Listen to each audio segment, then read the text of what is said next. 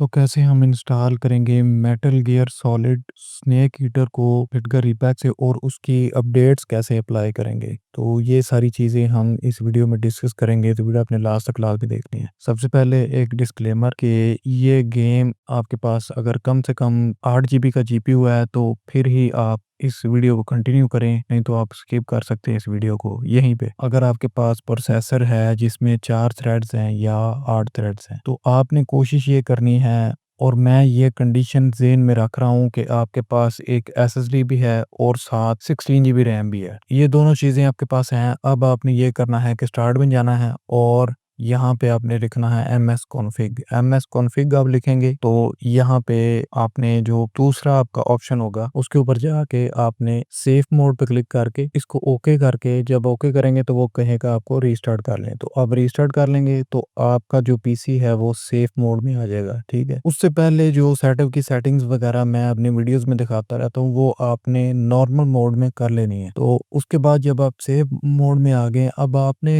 यहाँ पे सिर्फ गेम इंस्टॉल करनी है। आपने जो है ये मैं आपके सामने गेम इंस्टॉल कर रहा हूँ, आपने ये जो है रैम लिमिटर इसको अनचेक रखना और जहाँ पे आपके पास स्पेस हो लोकेशन बता के आपने इनको, इसलिए सेफ मोड इसके लिए ज़रूरी है जो मैंने आपके कंडीशन आपको बताई है, क्योंकि ये गेम इतना टाइम आपका लेगी। तो इसके बाद आपने अब ये करना है कि अब आपकी गेम इंस्टॉल होगी। अब आपने इसके अंदर नहीं आपको प्ले करना, क्योंकि इसमें हर चीज़ डिसेबल है, ड्राइवर भी डिसेबल है। अब दोबारा अपने स्टार्ट में आना है, एमएस कॉन्फ़िग लिखना है और यहाँ पे वो दूसरे ऑप्शन पे जाके आपने यहाँ पे जो आपको नीचे सेफ मोड होगा उसको अनचेक कर देना। अनचेक करने के बाद आपने इसको ओके करना है और दोबारा पीसी रीस्टार्ट करना है। सामने आपको ऑप्शन आएगा, तो जब रीस्टार्ट करेंगे तो आपका पीसी नॉर्मल मोड में आ जाएगा। अब आपका ड्राइवर हर चीज़ इंस्टॉल है। तो अब हमने गेम अपडेट करनी है, तो ये पहली अपडेट है, तो इसका हमने सेटअप रन करना है और नेक्स्ट करके आपने इसको बताना है जहाँ पे आपकी गेम इंस्टॉल है। ठीक है, कोशिश करनी है कि ये सारे प्रोसेस जो है ना आप एसएसडी के अंदर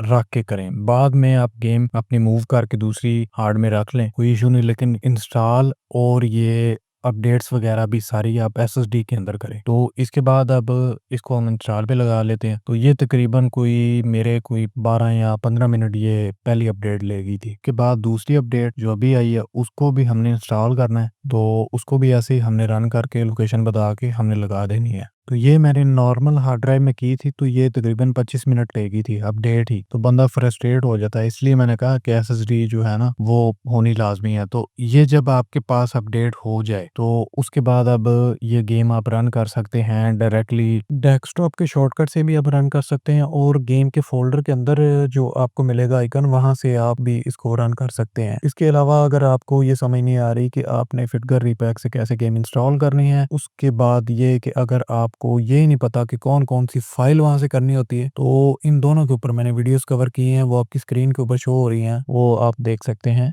थैंक्स फॉर वॉचिंग।